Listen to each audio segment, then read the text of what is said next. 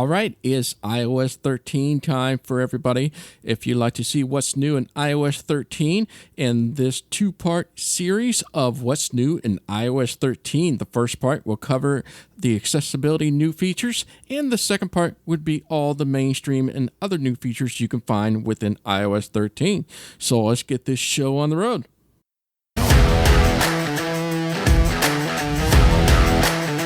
Welcome to AppleViz Podcasts, iOS 13 Special Edition. Hello, everybody. My name is Thomas Domville. I go by the name of Anonymous. In this cast, we are going to cover what's new in iOS 13. This is part one of what's new in terms of accessibility. So these are some of the things that you will find within iOS 13 in terms for accessibility new features. All right, so without further ado, let's begin here. The first thing you're going to notice right when you install iOS 13 is, whoa, what's all this haptic stuff going on? Well, that's a new feature with VoiceOver, is that you have way more haptic going on. So as you swipe left, right, up, down, open things up, you're going to feel more of the haptic being pronounced. It's like everything you do has a haptic to it. Now, the good news about this is that you can turn this off globally, or you can customize it. So yes, that is a new feature in that. So to get to there, I'll just describe it quickly here. You go under Settings and then Accessibility, which, by the way, accessibility is now in the main root of Settings. Once you go to Accessibility, go down to VoiceOver and head on down to something called Audio. Double tap that, and then there will be a sound and haptic in there. And once you go in there, there should be a haptic area. Haptics, heading. And from here, you have the global stuff. Haptics, on. You can turn that on and off, or you can customize each of the haptic one by one if you want, and customize the way you want. So those are the new haptic feature that you can expect. Another new feature that you're going to probably notice right when you install iOS 13, especially for those that do Touch Explorer. Touch Explorer, what that is, instead of doing just swipe up, down, left, right, you're just actually touching around the screen to find particular elements. Sometimes this is easier and faster, a little more efficient, but you're going to notice it is quite remarkably faster. It is much faster than it was before. I am in my control center, and I'm going to show you. I'm just barely moving my finger around. Hearing device. Hear count screen. Do not Bluetooth. Tile. And you can hear that. And that is the new fast, quick, to the point. The good thing about it is you'll find the elements much quicker. Bad thing is that if you go too fast, you're going to miss that element too quick as well. That is a set speed that Apple have determined, and it's going to be a lot faster than iOS 12, and you cannot change this option. So just a heads up. Voice control is something that you will find within the iOS 13. Some of you probably already heard about this in WWDC 2019 when they announced this new feature. This feature is very much like, if you can think of VoiceOver touch gesture. We are able to swipe left, right, up, down. Well, now you're able to use your voice to do the same thing. So this is great for people with disabilities with their hands or arms and other disabilities that they may have, that touch gesture becomes cumbersome or difficult. So I have voice control on. I'm going to say some commands so you can hear it for yourself. And it works with VoiceOver quite well. Swipe right. Messages. Swipe Double tap right. to open. Use 3D touch. Voice screen reader.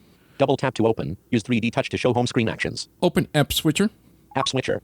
Settings. Active. Swipe up with 3 fingers to close the app. Close settings. Double tap. Voice. Current action. Close voice. Active. Go home. Mail. 8 unread emails. Double tap to open. Use 3D touch to show home screen actions. Actions available. And those are some of the voice controls, commands, and features you can expect in iOS 13. This next new feature is something I think a lot of you are going to love. Absolutely. This is one of my most favorite as well. You are now be able to modify and customize the various VoiceOver touch gestures, at least to the most of them. Not all are available. For most, you can do. So all those gestures you do, left, right, up, down, whatever not, you can now customize that. For example, I have a 2-finger swipe to the left and right assigned to my rotor. So in other words, instead of using my 2 fingers to do a combination, I can just do a 2-finger swipe to the left. Language. Vertical navigation. Headings. And to the right. Vertical navigation. Language. Actions. And you can do anything you wish. This is fantastic. At that example I wanted to show you because a lot of people have a hard time using the rotor gesture. And now I have reassigned it by doing a 2-finger swipe to the left and right. You can find this under Settings, Accessibility, VoiceOver, a new area called Commands, and go under Touch Gestures, and from there you can reassign and modify to most touch gestures. This next feature is for those that love to use your keyboard. If you're a heavy keyboard user, or if you're new to keyboard and something just becomes too difficult or hard to remember all the shortcuts. Well, I got a new feature here that allows you to change the keyboard shortcuts to what you want. So, for example, if I want to relabel an app, for example, typically I would have to hit the slash. If I don't like the slash, you can change this to whatever you want. So in my case, I have Control 1 for this. I'm going to do Control 1. Started heading. Finished heading. And now I can rename the label as I wish by now using Control 1 that I've assigned to relabel an element. You can now find this under Settings, Accessibility, VoiceOver, and go down to the Commands, to the keyboard shortcuts, and from there you can create or modify an existing shortcut. There is a new feature called Activities. Activities allows you to have preset options that you select from. So that could be the voiceover voices, to the speed, to different Braille implementation, how it pronunciation. So you can implement this across globally or a certain app. Let me give you an example. I know that may not make sense, but let's just go to the Mail app, for example. Mail. 9 unready mails. As you heard there, that's the typical Tom's voice, and he's at about 65% speech rate, right? So let's go under Mail, double tap. Mail. Mailboxes. Back button. And then it automatically went to Ava at 60 speed rate. Edit button. And that is part of Activities. So you can customize how you want that to be used. That could be at any app can be set to different activities or preset that you have. Or the global thing I was telling you about. Let's go back to the home screen. Mail. Strongbox. When you do the rotor now, you should have something called Activities. Activities. Now, I have two customized activities preset that I've put in. I have the Ava and also have the Siri at a higher voice. So let's go up. Siri 80. There's Siri. Ava 70. And there's the Ava 70 that so those are the two presets I can do. So if I go to Siri. Calendar. Dice World. 10 new items. So it goes a lot faster. And if you go back to the activities. Activities. And then you can go down. No activity selected. And it goes back to the normal state. These are easily customizable, and you can design it anyway by going under Settings, to Accessibility, VoiceOver, down to a button called Activities, and from there you can design your own new preset. You're going to notice a couple new things in the rotor. One of them is called context. Let me explain that a little bit to you. So if you're familiar with the 3D Touch, you 3D Touch, Force Touch on application, for example, we're going to use App Store. It's going to present a set of things you can choose from. So you're probably familiar with that. And so in this new one, you do not have to do the 3D Touch. If you want to implement a 3D Touch, all you have to do is go to the App Store, for example. We'll go to that. App Store. And we're going to do a swipe up. Show context menu. And you're going to hear this option, double tap. Dismiss context menu. And voila. Now you're presented with the same set of options that you would see if you would do a 4 touch or a 3D touch on an app now. There's a new feature called Slide to Type. This is a new keyboard, and it's on by default, and this allows you to slide around to create a word instead of having to tap on each and every letter that you want to type. So let me show you an example here. I'm going to spell out hello as I normally do. This is with touch typing, and I'm going to pretend I'm going to go to the letter H, and I'm not going to release it. What I'm going to do is I'm going to hold it down, and then I'm going to go up where I think E is, and then I'm going to go to the right until I think I found L, then up to O. And there's a reason I'm doing this, so let's show you what I'm doing here. Cap F, Cap G, Cap H, Cap G, Cap R, Cap E, Cap O, Cap E, Cap L, Cap K, Cap L, Cap O, Cap I, India, Cap O, Cap O. All right, so what I did, I slide around without ever having to release on the key. Otherwise, touch typing, we had to tap on H, go up to E, tap on E, and then tap on L, and we tapped it. So before, we were able to slide to E and then let go, and I'll put the E in, and then slide to L and then let go. This new slide to typing will predict what the word is going to be, and then it'll put it in for you. So before we do that, and as I mentioned before, this is turned on by default. So let me delete the character I put in. Delete. Capo. And within the rotor, you can now turn the option to slide to type on within rotor. So you'll have to select that within rotor before you be able to see this in your rotor. So let's go to my slide to type. Edit. Slide to type. And turn it on. Slide to type on. All right. Now, I'm going to do the exact same thing what I've just done. The only difference I'm going to make is that when I put my first finger on the H, I'm going to wait for a minute. You're going to hear this indicator tone. That means it's ready to do slide typing. So you can use either or, touch typing or slide typing, if it's set to on. Once you hear the indicator, just slide your finger up to E, slide your finger to L, L, O, and by that time, it should tell me the word hello. And then I'm going to hit the space bar and I'll insert hello. So let's go to H. Cap G. Cap F. Cap H.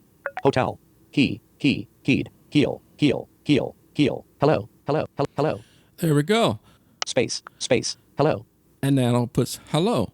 And then I'll do the same for there, THERE. So you go to the letter T, wait until you get the indicator, and pretend you're going to the letter H, and then back up to E, and slide over to R, and then back to E. Right where you think it is. It doesn't have to be right on, but it does a pretty good job of getting the word that you want. Of course, this sounds a lot easier said than done. That's because I've done this for a couple of months, so it's much easier for me, and I find it to be really quick too. So let's try it here. T. Tango. Try. Tech. There. Space. There. There you go. Actually, it predicted that word before I even got to the R. So as when I went to TH and then E and I start going to R, it already assumed that I wanted to be there. That's the cool part. And that's what makes it faster, is that it's less typing and less having to tap around for the word. So that is slide to type. This is a new feature, although it's not just for VoiceOver users only. This is global for anyone that is using iOS 13, it's going to notice something on the right side. Now we have this thing called the vertical scroll bar. Yes, we did have the scroll bar before. You found that in contacts and other various apps. But now this is more obvious, and you're going to see this everywhere. I mean everywhere. And it's a great new feature. I found it to be very useful. So let's just say I'm in Newsify. I'm reading my news, for example. So I'll just pick a couple here. Igniting global outrage. Senior staffer at MIT. Apple says clean Apple Card with a... And you hear all the news, right? But if you go to the right now and tap the right side of the screen... Vertical scroll bar, 53 pages, 50%, adjustable. So I am at page... There are 53 pages in total. I am halfway through all the 53 pages. So if you want to go up and down now... 60%, 70%. And I'm now at 70% way down my 53 page. If I go over to the left here... Apple Card now available to all iPhone users. And obviously I'm at a new topic because I went down further. Now at the very bottom, you'll find this as well. So if you do a 4-finger tap towards the bottom... Vertical scroll bar, 53 pages, 100%, adjustable. Swipe because up or you down tap one finger towards to the adjust bottom, value. it's going to be at 100%. So it's going to be at the bottom of every each and each page that has a very long list of things. So that is the new vertical scroll bar to find and watch for. Now you're going to notice something a little different when you're in camera. The camera will now give a little more suggestions, especially when it comes to leveling. Yes, so if you have leveling issues, it's going to tell you to tilt left or right, and it's going to give you, say, hey, it's level now, and then you know you're taking a straight-on shot of yourself or whatever you're taking pictures of. So let's show you the camera mode here. One face near bottom edge. Tilt right. One face centered. Near right edge. Centered. And in the demonstration, you heard that it was trying to find my face, and so I was moving things around, and finally it says it is going to tilt, so I had to tilt it, and then you hear this doot-doot, and then it was level. That is how you know when it's level and centered, and that's when you can take a picture. Another feature that was announced at WWDC 2019 was a new Siri woman voice.